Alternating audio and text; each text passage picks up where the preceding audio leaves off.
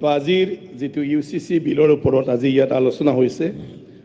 ইয়া অত্যন্ত গুৰুত্বপূৰ্ণ আৰু উপৰোক্ত বক্তাসকলে ইয়াৰ ওপৰত কিছুমান কথা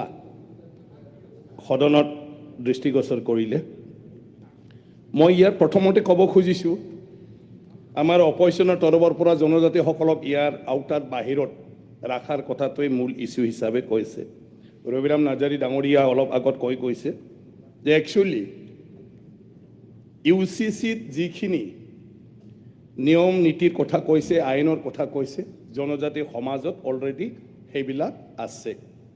জনজাতি সমাজত বিয়া যেতিয়া হয় তেতিয়া অকল ৰাইজ নহয় গ্ৰহ নক্ষত্ৰৰ পৰা আৰম্ভ কৰি গছ গছনি নদ নদী পশু পক্ষী সকলো যি আছে তাক সাক্ষী দি ফালে বিয়া দিয়া হয় আৰু এই বিয়াত দুইজন দৰা কইনাই প্ৰতিজ্ঞা ল'বলগীয়া হয় যে সকলৰ সাক্ষীত আমি কথা দিছোঁ আমি দুইজনে সংসাৰ ভালদৰে পাতি যাম কেতিয়াও দুখতো নেৰো কেতিয়াবা ৰোগীয়া হ'লেও নেৰো আৰু আমাৰ যি ল'ৰা ছোৱালী জন্ম হ'ব তেওঁলোকক আমি একেলগে পালন পোষণ কৰি যাওঁ আৰু হিতুৰ কাৰণে যেতিয়া ডিভৰ্চৰ কথা আহে দুইজন পতি পত্নী ইচ্ছা হ'লেও বংশ পৰিয়াললৈ আলোচনা আৰু ইয়াৰ পিছত ৰাজহুৱাভাৱে সামাজিকভাৱে আলোচনা হ'ব লাগিব আৰু তাত যদি ৰাইজে মনোভূত হয় তেতিয়াহে দুইজন পতি পত্নীয়ে ইচ্ছাকৃতভাৱে হ'লেও বেলেগ থাকিব পাৰে এই আইন ট্ৰাইবেল সমাজত আছে হয় সম্পত্তিৰ ক্ষেত্ৰতো আছে বহু বিবাহৰ ক্ষেত্ৰতো আছে বহু বিবাহ পাতিব নোৱাৰে যদি কোনোবাই বহু বিবাহ পাতে সামাজিকভাৱে তাৰ ওপৰত যিখিনি শাস্তি দিবলগীয়া আছে সমাজে কেতিয়াবা বয়কট কৰি দিয়ে কেতিয়াবা কিবা এটা তেওঁক ক্ষতিপূৰণ কৰিবলৈ দিয়ে এইখিনি আছে তো বহুতৰে ট্ৰাইবেল সমাজৰ ওপৰত বেছি কি কয় আইডিয়া নাই আৰু আমাৰ অপজিশ্যনৰ সেইটো হৈছে এজনৰ জনজাতি MLA যিহেতু নাই এই কেইদিনত সেইখিনি কথা চাগে কোনেও কোৱা নাই গতিকে অলৰেডি UCC অহাৰ আগতে ট্ৰাইবেলসকলৰ এইখিনি আছে আৰু এইকাৰণে ট্ৰাইবেলসকলক আমি যিটো আগত ভাৱ আছিলে ট্ৰাইবেল মানে তেওঁলোকে একো নিয়ম নীতি নজনাকৈ চলা এটা জাতি এইটো ভাৱ আমাৰ আগত আছিলে আৰু সেইটো ভাৱ ট্ৰাইবেলৰ প্ৰতি সেইটো থাকিব নালাগে ট্ৰাইবেলসকলৰ পৰা বহুত শিকিবলগীয়া হয় আৰু UCC ট্ৰাইবেলসকলৰে এটা নমুনা যদি ট্ৰাইবেল সমাজৰ পৰা এইটো কোনোবা নেদেখিলে চাগে এই UCCৰ কথাটো নাভাবিলে হয় যে কিমান ধুনীয়া চিষ্টেম হৈ আছে হয় এটা নতুন আইন আমাৰ কৰিব লাগে যাতে সবে কম্পালসৰি বিয়া পাতিব লাগে ৰবিৰাম নাৰ্জাৰী ডাঙৰীয়া বিয়া পাতাই নাই আমাৰ ট্ৰাইবেল আমাৰ সৰ্বানন্দ সোণোৱাল ডাঙৰীয়া বিয়া নাপাতিলে ইমান মেধাৱী মানুহৰ বংশ পৰিয়াল কিমান মেধাৱী হ'লে হয় গতিকে ট্ৰাইবেলৰ ইণ্টেলেকচুৱেল মানুহ কম হোৱাৰ এইবিলাকো কাৰণ গতিকে ৰবিৰাম নাৰ্জাৰী ডাঙৰীয়াৰ সন্তানে কিমান ইণ্টেলেকচুৱেল হ'লে হয় গতিকে ট্ৰাইবেলে আজি আগবাঢ়িব নোৱাৰাৰ কথাবিলাক তেনেকুৱা আছে আমাৰ কিছুমান তো এইটো লৈ ফালে আমাৰ সদনত ভুল বুজিব নালাগে জনজাতিসকলে যদিও নিজৰ সামাজিক ৰীতি নীতি আছে তথাপিও তাত যদি সন্তুষ্ট নহয় কৰ্ডলৈ গুচি যায় তাত কোনো বাধা নাই যিকোনো ট্ৰাইবেল মানুহে ৰাইজৰ বিচাৰত যদি ছেটিছফাইড নহয় এই মানুহজন কৰ্ডৰক খাক চাপে আৰু তেতিয়া কোনো ট্ৰাইবেল ল'ৰ কথা নাহে যিটো মুছলিম ল'ৰ কথা আহিছিলে আগতে এইটো ট্ৰাইবেল ল'ৰ কথা নাহে ট্ৰাইবেলসকল এই বিচাৰটোও মানি লয়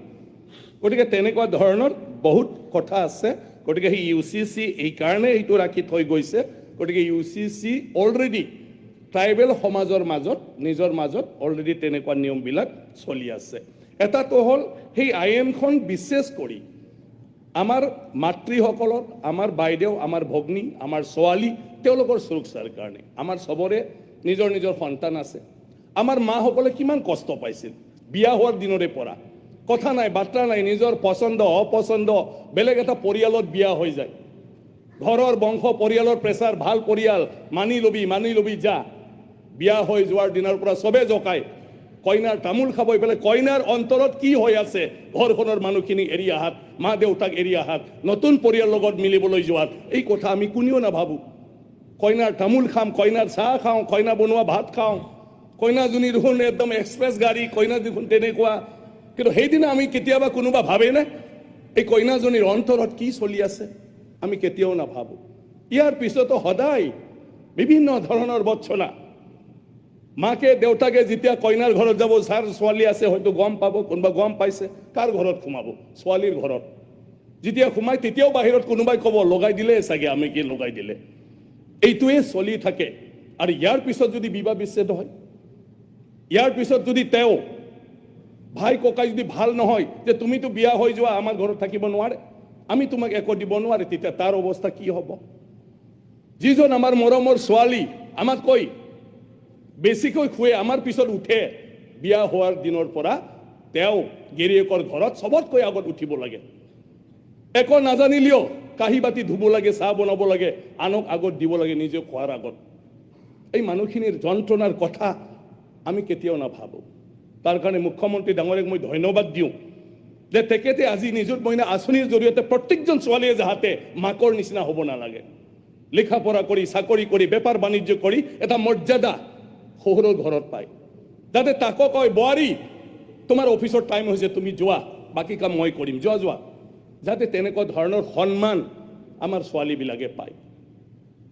গতিকে সেইবোৰৰ কাৰণে UCC এটা অত্যন্ত প্ৰয়োজন। যাৰ ঘটিছে তেওঁলোকে বুজি পায়, যাৰ ঘটা নাই তেওঁলোকে বুজি নাপায়। আৰু এই মই যিখিনি কথা কৈছোঁ, সেই দৃষ্টিৰে যদি আমি চাওঁ, তাতকৈও বেছি কঠোৰ আইন আমাক লাগে। এতিয়া লিভ ইন ৰিলেশ্যনৰ কথা কৈছে, ট্ৰাইবেল সমাজৰ কথা, ট্ৰাইবেলে কেতিয়াও লিভ ইন ৰিলেশ্যন নামানে। আজি যদি ক'ৰবাত কোনোবা ছোৱালী ল'ৰা ক'ৰবাত থাকে যে এওঁলোকে গাঁৱত বিচাৰ হৈছে, শাস্তি পাইছে, গতিকে এইটো কিমান ভয়ানক লিভ ইন ৰিলেশ্যনটো। এজনী ছোৱালী এবাৰ মোৰ ওচৰত আহিছিলে, তাই লিভ ইন ৰিলেশ্যন, ইয়াৰ পিছত ব্ৰেকআপ হৈ গ'ল, এতিয়া তাইক ক্ষতিপূৰণ লাগিছিলে, কিন্তু আমাৰ নিয়মেই নাই, কোনো প্ৰমাণেই নাই, আৰু সমাজৰ আগত কৈ ল'বও নোৱাৰে, কেনেকুৱা হ'ব? এতিয়া বাধ্যবাধকতা হ'ল, তুমি মন্দিৰত বিয়া নাপাতিলেও, তুমি যদি সামাজিক নিয়মত বিয়া নাপাতিলেও এটলিষ্ট ৰেজিষ্ট্ৰেশ্যন এটা থাকিব, সেইটোৰ দ্বাৰা আইনৰ সহায় পাব যেতিয়া তেওঁৰ বিয়া দিনটো আহিব। গতিকে সেইটোৰ কাৰণে অপজিশ্যনৰ সকলোকে মই অনুৰোধ কৰিছোঁ, এই দিশত চাওক, আমাৰ যি হ'ল হ'ল, কিন্তু বাকী আহি থকা জেনেৰেশ্যন যাতে তেনেকুৱা ধৰণৰ সমস্যাৰ সন্মুখীন নহয়, সেই কথাটো আমি চবে ভাবিব লাগিব। ইয়াত আমাৰ কথাবিলাক এনেকুৱা হৈ আছে, বিয়া পাতিছে, কোনোবা মানে বেছিকৈ বিয়া পাতিছে, কিন্তু বেছিকৈ বিয়া পাতিলেও সুখটো ক'ত থাকিব? সুখটো নাই,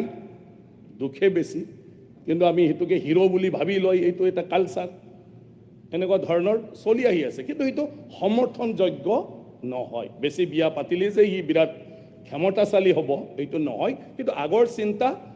আজিৰ পৰা সেইটো যাতে নহয়, আৰু বাকীখিনি মানুহ সুৰক্ষিত হয়, আমাৰ সমাজত এটা ডিচিপ্লিন থাকক, আমি এটা উদাহৰণ হওক। অসমে আমি সেইটোৱে চাব লাগে যে অসম এটা উদাহৰণ, যে এই অসমত তেনেকুৱা ধৰণৰ ঘটনা নঘটে, আৰু প্ৰত্যেকজন মহিলাৰ মানে মানুহৰ সন্মান অসমত চবেই দিয়ে, এইটো যাতে হয়। গতিকে মই UCCক সম্পূৰ্ণভাৱে সমৰ্থন জনাইছোঁ। স্পীকাৰ ডাঙৰীয়া বেল বজাব খুজি আছে, হ'ব, কিন্তু ট্ৰাইবেলে সেইটো আওতাত নপৰে, যিমান ইচ্ছা ক'ব পাৰে ট্ৰাইবেলে, এইটো আপোনাৰ ৰুলত আছে নেকি চাই ল'ব। ট্ৰাইবেলৰ টাইম লিমিট নাথাকে, গতিকে আপুনি বেল বজাব নালাগে। তথাপি আনি ক'ব লাগে কাৰণে এইখিনি ক'লোঁ, আৰু মই আশা ৰাখিছোঁ চবে সৰ্বসন্মতিক্ৰমে অপজিশ্যনক যাতে ফুল্লি সমৰ্থন কৰি আজি UCC পাছ কৰি, এইখিনি কৈ মোৰ বক্তব্য সামৰণি মাৰিলোঁ। ধন্যবাদ। Thank you. কমলাক্ষ বিপ্ৰকাষ্ট। ধন্যবাদ 5 মিনিট। স্পিকাৰ মহোদয়, আমাকে সুযোগ দেওয়াৰ জন্য। প্ৰথমবাৰ